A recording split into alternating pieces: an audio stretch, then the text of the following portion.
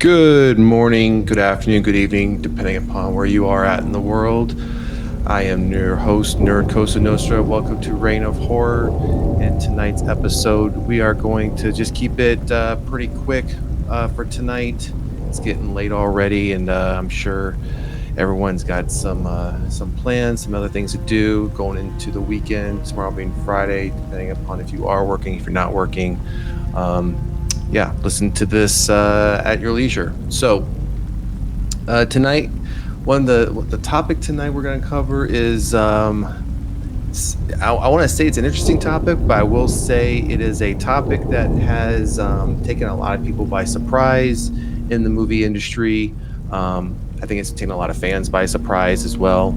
I don't think the hardcore fans though are too surprised, but I'm sure they are glee with happiness that it's been a success thus far, which has resulted in a lot of press, has resulted in a lot of attention for this franchise. um, and we I mean I think it's just surpassed everyone's expectations, um, especially how it started off as a very much independent franchise. Now it seems to be coming into the mainstream. It's definitely not for everybody. And if you don't know already where I'm going with this, if you've been a part or if you're within the horror community, I'm sure you do know what I'm talking about. Is as far as the franchise that's kind of taken a lot of people by surprise, and that's the Terrifier franchise, right? So, one we recently got Terrifier 3 this month, released very widely, not just in the U.S. but international as well. And it has definitely been one of those films where you're either gonna love it or you're gonna hate it, right? So, someone like myself, obviously this is the Reign of Horror channel and show, so obviously we loved it. We love everything horror, whether it's TV, movies, comics, graphic novels, you name it.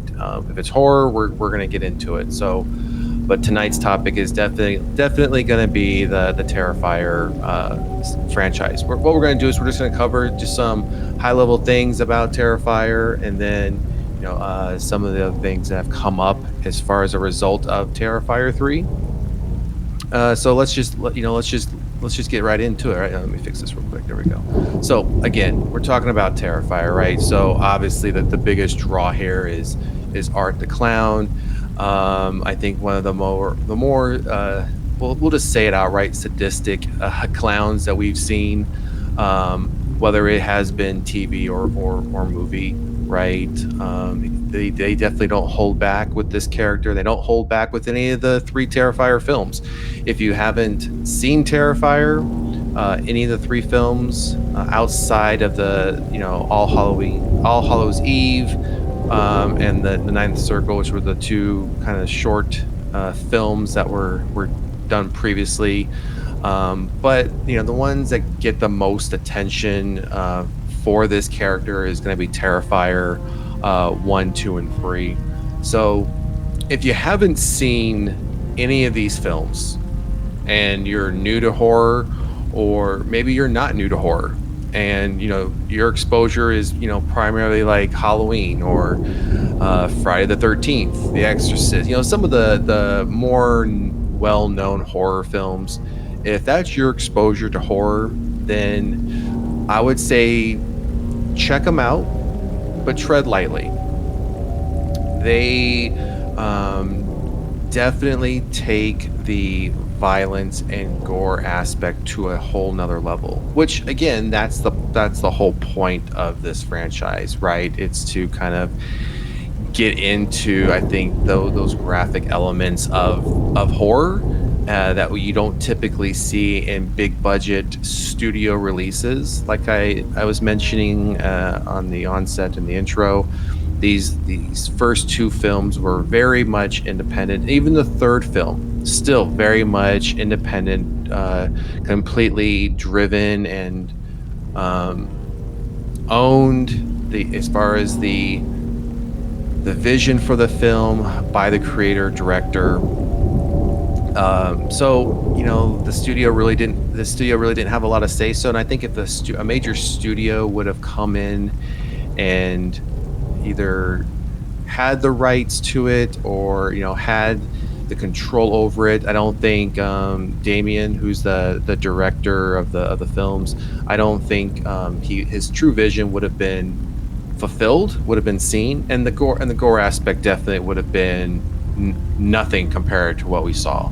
If it would have, I think it definitely would have been one of those NC-17, or they would have definitely had to have dialed it back just to get the R rating. Now, these films, I mean, the when we think about horror or we think about such films, the language isn't. I mean, some films get R ratings just because of language, and some violence. I mean, these films are just pure violence with little language. But again, I don't think if the violence was dialed back, the impact would have been the same. So one of the things I want to cover off on this is just some key aspects of the Terrifier franchise that many people just don't know about the franchise, and just some interesting facts before we kind of jump into some of the results that this franchise has garnered across its three films, and some of the rumors that are already floating around as far as where do we go now from Terrifier 3. But again, I also want to touch on the commercial aspect of this third film and what wheels it's starting to turn, so to speak, in the industry, that didn't really get the attention when the first two films came out. So, one of the things I found interesting when I dived into this franchise a while back. Obviously, when you see the first one, it's a very, in my opinion, it's a very grindhouse feel, very grindhouse filming aspect. The acting, the graphics, practical effects. It has that very much feel to it, and I think for me as a horror film person, or just films in general, I love that grindhouse feel. Whether it's the crackling of the film itself, you get the cigarette burns, you kind of get the distortion of the picture and sound. Now, while the first one didn't have that, it definitely had the grind feel and look, as far as how it was filmed, is from a color aspect ratio, and some of the audio itself, I think did bring those aspects to the table, which I did enjoy. But as far as the first film goes, as I mentioned earlier, Damien, who's the director of the films, the original concept of Terrifier, the first film, was not Art the Clown. It had really nothing to do with Art the Clown.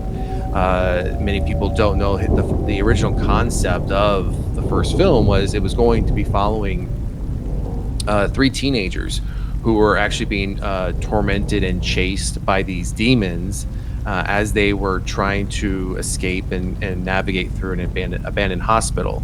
So, but after they played around with that story, and Damien, as I mentioned, kind of scrapped that whole idea. Didn't want to go down that path, and ultimately decided to go back to the short stories from the 2013 anthology film All Halloween's Eve, as I mentioned earlier, which in itself was based on a short film, The Ninth Circle. So I'm looking back on it now, right? I think that was a great decision. I don't think a film called Terrifier, and you have, as I described, like these three teenagers just being chased by demons, and they're just trying to escape a hospital, right? I don't think we ever would have seen a Terrifier 2 or even a Terrifier 3. I think it probably just would have ended with that, a very independent, small budget, maybe a passion project film, and it probably would have ended with that, right? So something else, I as I mentioned, when it comes to practical effects versus CGI, we've all seen big budget films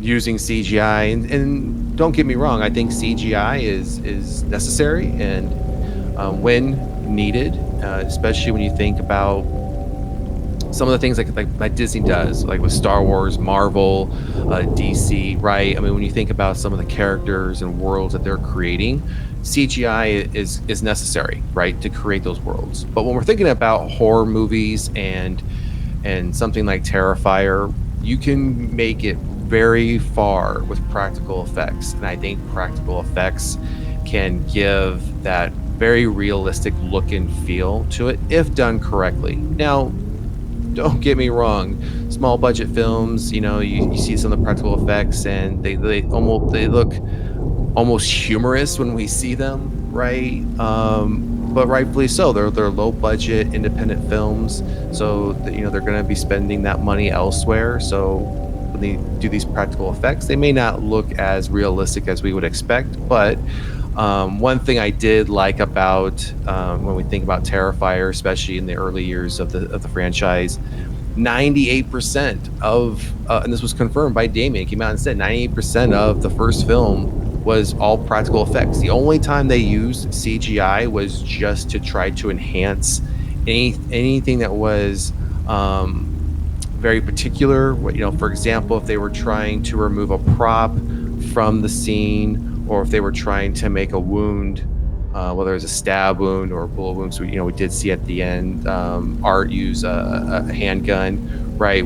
They used that CGI to just make those wounds look more realistic and a little bit deeper than they actually would from a practical effects perspective, right? So I mean, think about that. 98% of the first film was practical effects. I mean, that's just the work behind that. I'm sure was a lift in itself. Now, don't mistake it. I understand that CGI from a technical aspect definitely takes some work, definitely has a skill set that needs to be applied to get it just right. But again, I think practical effects, again, I'm all for it, especially when we think about horror movies. So definitely for that. So, I mean, as anyone might know, when we, from the franchise, Art the Clown was originally played by Mark Gianelli, who retired from acting, from obviously from the role as well. Wouldn't have continued playing Art the Clown.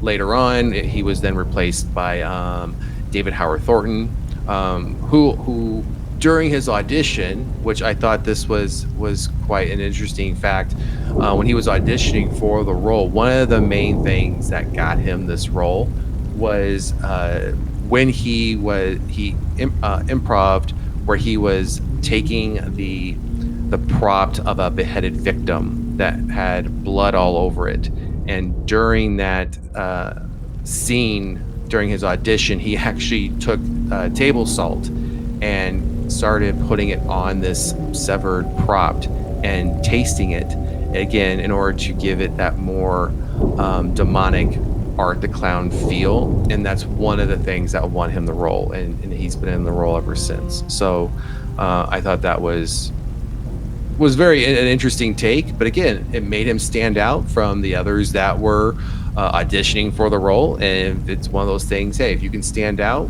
and you can do something that your competition isn't thinking about or isn't willing to do, to kind of go a little bit crazier, especially for a character like Art the Clown, then hey, that's what gets you the role. That's what gets you the role, right? So he got it, and he's been in it, and I think he's been doing a tremendous job as Art the Clown, as we've seen, especially in Terrifier 3. So one of the things that we've noticed here with Terrifier 3, before we focus now more so on the recent release.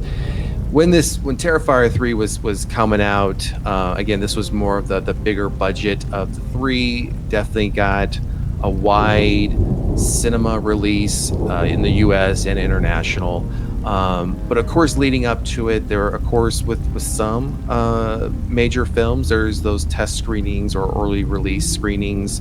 And one of the ones I found interesting with this one is, as the talk was going around with this film before the wide release, was that there was an initial screening in the UK, and I question if this was real or if this was just like a publicity stunt, just to get people thinking, oh, is the movie that bad? Is the movie that graphic, right? One of the things was around in within this, initial screening in the UK, it was reported that 11 people had within the first 10 to 15 minutes had walked out of the film, and another individual became unwell. We'll just put it that way.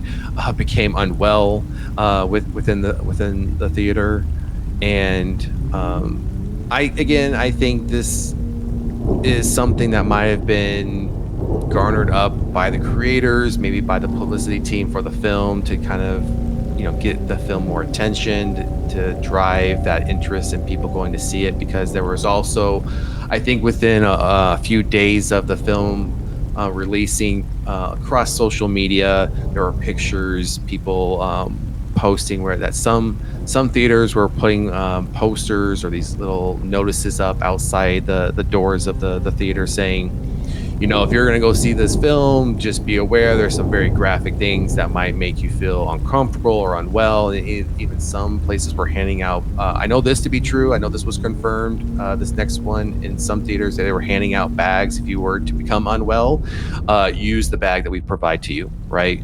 So when I went and saw this theater, I went and saw it on a Thursday night. My area premiered it on Thursday before the wider release on the next day on a Friday. For me, the theater was packed.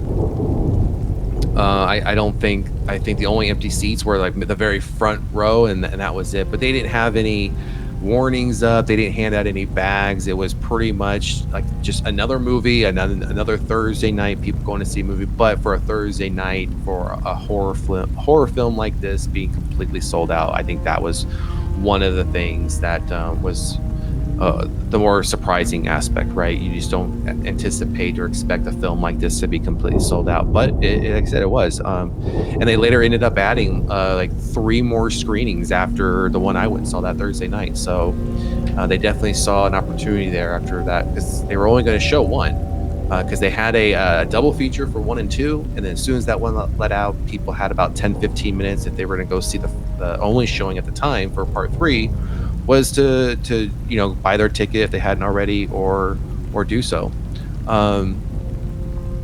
So my theater was packed, sold out.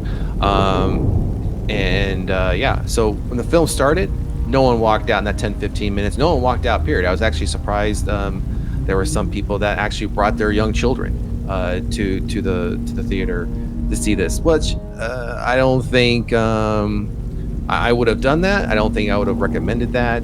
It's definitely one of those films I don't think, regardless if you explain to your children that this is fake, I don't think this is, again, in my opinion, I'm not going to tell people how to parent, but again, I wouldn't recommend this to take your young children to, unless you're willing to handle the consequences if they can't sleep. And if you're willing to handle that and anything that follows that, then hey, you do you. So let's just jump right into where this franchise has gone and where it's been and where it's at now, right? So right here we have the 3 major films. Okay, so if we break this down and let's look at this, right? So we have the first, we had the first, obviously the first Terrifier, and you can see the budget here, $35,000. Just when you think about that, that's just, while that's a lot of money, it's not on the level of a big budget, right? It's not on the level of, you would think, like a major film being released. So, but when you look at that return, 35,000, and you get 416,000 back in return from a box office. Again, this was a very limited run. This was a very limited showing as far as the number of theaters that were showing this at the time, right? So that is a major return. And so what does that do? Obviously, it gets the creators like, hey, there's an audience for this. We got, as far as definitely within the horror community, there's definitely a following for this character, for this story. Now let's jump to Terrifier 2. We more than triple the budget at 250,000, and then look at that return, 15.7 million. Obviously that definitely surpasses the first one as far as box office, but then obviously just within the second film, definitely a major return on the investment. And I think when you see numbers like that, it definitely starts to get attention of studios. It definitely starts to get the attention of executives who say, "Wait a minute, what's going on here? This film only cost $250,000 and they got a $15.7 million return." You know those executives are going to be calling Damien saying, "Hey, we want to get on this. Hey, how do we invest? How do we, kind of get the license? How do we kind of, get involved to, capitalize on this as well?" So did that happen? No, it didn't happen. I know Damien. I know it's been reported Damien was approached by studios to get involved to kind of take this forward, and he turned that down. And again, look at number three. This recently came out not too long ago, and the budget of $2 million garners 35.3 million box office, and that's give or take. I mean, when I pulled these numbers, it's still been out in theater for about another week or so. But this is roughly where it's landed, is around 35.3 million. Again, another major return on investment, and that's all going back to the creators, to the actors, to all those involved in this film. Not to the studio, not to the executives, not to shareholders, investors, that would have been involved in that process, right? So I think that's a win-win for them. So, where does the franchise go from here, right? I mean, what is this now done for the franchise as far as Terrifier 3, right? I mean, now we're seeing Terrifier 3 is getting a video game now called it's like an old school arcade type look and feel video game that has kind of like that. It's called Artcade, the arcade game, and it's going to be hitting Steam, PlayStation. I mean, it's hitting all the major consoles, right? I mean, that's a huge win for this franchise. Now that it's getting its own game, it's going on all major consoles, and it's going to have that kind of like that old school, like if anyone remembers playing like Double Dragon or Streets of Rage back in the day. It's going to have that kind of that look and feel, right? Also, other things that have been coming out. I mean, Terrifier 2 recently got a novelization of the story that's being released by Titan Books and Bloody Disgusting. And if you haven't checked any one of those companies out, I highly recommend you do so. Great content. And Terrifier 3, it's not only getting it got the theatrical release, it's now getting a 4K and Blu-ray release. It's getting steelbooks, special editions. I mean, I think one of the biggest special editions in here, I'll pop it up on let's pop it up on the screen here. Australian Terrifier franchise set includes Christmas glasses, VHS tape, brick toy, and more. If we scroll down here a little bit and we look at this article, the set is getting a 250-page book with behind-the-scenes photos by Jeff Harris. Keep going on here. An Art the Clown 108-piece Lego-style plastic brick set, Terrifier 3 on VHS, Art's Christmas sunglasses, 12 art cards, 2 reversible posters, and a rigid slipcase. And then right here, it's a 6-disc set. Also carries several exclusive special features. So you're getting Terrifier 3. You're getting all this for Terrifier 3. Then we scroll down, you're getting Terrifier 2 in 4K. And then you're also getting Terrifier in 4K as well with all these special features. Coming out on December 17th. You can already pre-order this, and it's for $135. This is not a sponsored. I have nothing to do with this pre-order. I have nothing to do with this site. This is just something I'm pulling up as far as it had all the details. But that's a lot of content for $135. Now, for a special edition, that's about right. $135. That's about right for something with this amount of content in it. So, again, Terrifier 3. It's bringing so much attention to the franchise, the success of this film. So I think one of the last things I want to cover before we wrap it up tonight, if we go back and let's just go back to the content that we were sharing before. Are we going to get a Terrifier 4? And if you've seen Terrifier 3, you know there's going to be a Terrifier 4 at least, so we know how that story is going to end. I'm not going to spoil it yet. I know it's been out for a few weeks, but I know some people typically will wait for crowds to die down. So I'm not going to spoil how the movie ends. Maybe we'll do that in a future episode when we do a further breakdown of the film. But right now, I'm not going to do that. I want to be respectful of that fact. So There's definitely going to be a Terrifier 4. Initially, Damien came out and said, nope, this was going to be it. It's not going to do anymore. I think once you see those numbers, though, that we looked at, how can you say no, right? I think there's definitely going to be at least a Terrifier 4. Will it be a Terrifier 5? I think how this story was going in part 3, I think Terrifier 4, in my opinion, should be it. That's where it should wrap up. I don't think it should necessarily continue beyond that. But again, that's just my opinion. But dollars, money talks, right? Dollars talk. So I mean, if they put more than 2 million into Terrifier 4 and they get a bigger return than they got on Terrifier 3, more than likely there'll be a 5. But Damien has come out and said if anything, he would only do 1 or 2 more films, if that, to wrap up the Art the Clown story, which I think is smart, right? Again, I'm a horror movie fan. Hence the name of the show, hence the whole purpose of this show, and that's to cover horror, right? I mean, I love, as you can see behind me, Michael Myers is the OG for me. He's my favorite. I love that franchise. That's the franchise I lean towards. Don't get me wrong, not every movie in that franchise is great. Was every movie in that franchise needed? As a huge fan of Halloween, no. I can say not every film in that franchise is needed.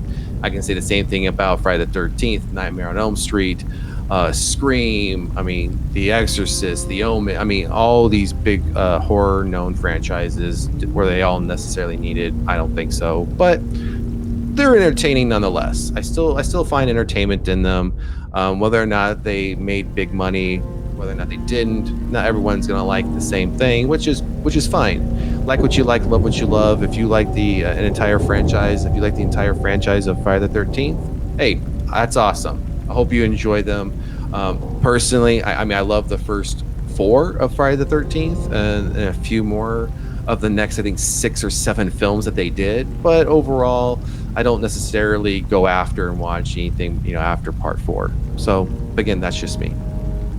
So that's going to wrap it up for this episode. Again, I just wanted to just briefly touch on the Terrifier series, especially Terrifier 3. What's been going on with it. But again, what we'll do on a later episode. Again, I didn't want to spoil anything as far as the story goes. That's why I was just keeping it very general for this episode. But once Terrifier 3 has been out for a little bit longer, and kind of hits streaming services and digital and physical copies, then we'll definitely do a watch party. We'll definitely do some more breakdowns of the story and get some more opinions. I'll bring some other people on and get their thoughts as well. Some who are in the trenches of the horror, and then we also want to get some of the people that are fairly new to horror and get their thoughts as well. Because if this is one of their first exposures to horror, the horror genre, definitely want to get their take on it as well. So, all right, everyone, that's going to do it for this episode. That's going to do it for tonight. I hope everyone has a great evening. Be sure to like, share, and subscribe. It'd be greatly appreciated. Just getting this channel and this show off the ground. I hope you enjoy it, and please come back later on. Later.